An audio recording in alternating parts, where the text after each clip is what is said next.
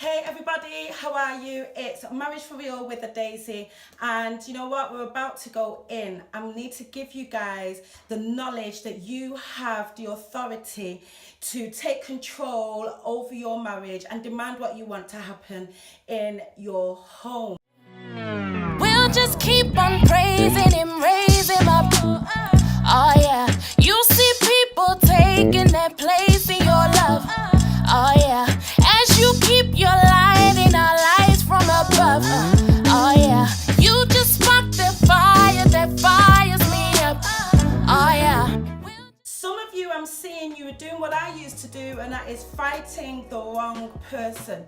You know, you'd spend all day and all night pulling your hair out, screaming, going crazy, thinking that that is the way that you're going to change things in your marriage, especially when one day, you know, everything has been completely fine. You've been growing in your marriage, you guys are in love, and you know, you can see a future. All of a sudden, it's like literally the atmosphere in your home has changed, and you can't quite put a finger on what it is. The characters have changed, the way you guys communicate changed, and rather than standing back and taking a moment to recognize what's going on, your instant reaction is to fight physically, to scream at each other and fight with each other, and you're bumping heads. You don't even know what you're bumping heads for, but all you know is you're bumping heads, and you're saying things that hurt each other, you're doing things that hurt each other, and nobody's taking the time to step back and say, wait a minute, what has happened? How have we gone from left to right and right to left? How have things gone from up to down just in a moment, just in a day? And what I want to encourage you to know is that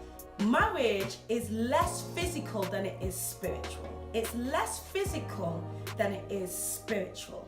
And if you understood that there's a spirit that operates against your home, that Satan is against your marriage. Why is he against marriage? Well, he's against marriage because marriage represents God's perfect ideal for the church.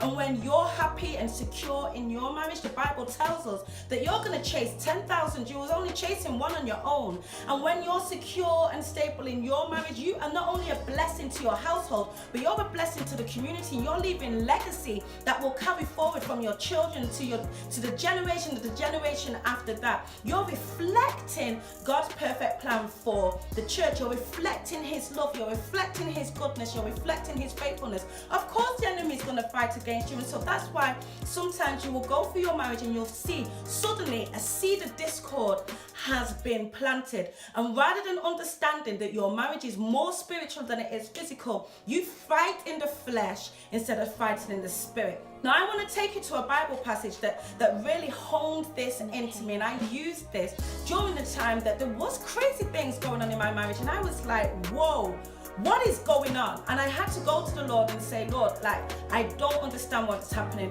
We do not understand each other, and it's almost as if it's come from nowhere. So the Bible passage is Ephesians chapter 6 verse 12 through to 13, and it reads, "For our struggle is not against flesh and blood, but against the rulers, against authorities, against powers of darkness of this world, and against the spiritual forces of evil in the heavenly realms. Therefore, put on the full armor of God, so that when the day of evil comes, you may be able to stand your ground, and after you have done everything, to stand." So that Bible passage really helped me understand that a lot of the times, while I'm screaming and pulling my hair out at Mr. Chiwako, what I really needed to do is go into my prayer closet and begin to fight in the spirit, because it's the princes and the principalities against my home who are causing havoc. So a lot of the times, rather than going on at him or him going on at me, I would go back into my room and I would fight in the spirit. There were things that I cancelled in the spirit. There was things that I told the Lord to highlight in the spirit. There was times that I was physically fighting in the spirit and commanding the enemy to get out of my home. And guess what? It comes from understanding who you are and whose you are. And the marriage that God established, the enemy didn't establish marriage. It was God's thing. It's God's ideal. And I would say to the Lord, Lord, this is your marriage. Stand for my home. I don't want to be fighting like cat and dog anymore, throwing each other's clothes out of the window. Yes, I did that.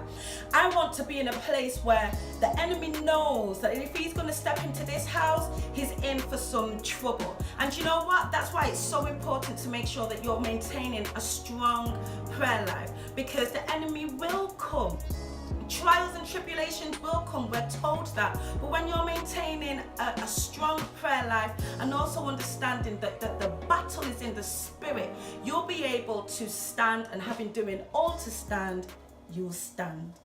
Alright guys, so I hope you are duly encouraged to take authority in your marriage. You know, stop fighting your husband and wife, but fight the battle where the battles are won, and that is in the spirit. If you want to connect with me, please do so, and you can do that on Facebook, Instagram and Twitter, all under the name of Marriage for Real. Also, feel free to email me on admin@marriageforreal.co.uk, and do me a favor, subscribe to this channel, like the video and drop a comment below.